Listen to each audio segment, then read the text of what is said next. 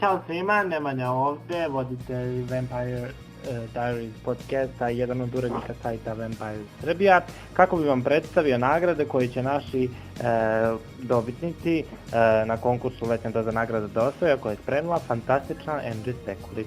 Na samom početku nagradu koju će osvojiti najbolja priča, taj konkurs još uvijek traje, možete da se prijavite, je ova fantastična penkala Vampire Diaries i divna sveska. Tako da će tu moći da zapiše sve svoje priče.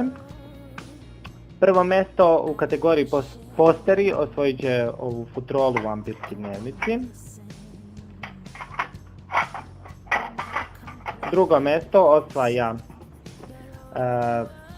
Lenir, zatim ovaj badge Team Hybrid i kartice sa konvencije Joseph Smith, Michael i Annie Paul. A treće mjesto osvaja gumicu za rezač i olovku Vampirski dnevnici. Dakle, još uvijek možete da se prijavite na konkursu za najbolju priču, detalje ćete naći na adresi www.nagrade.vampires.rs.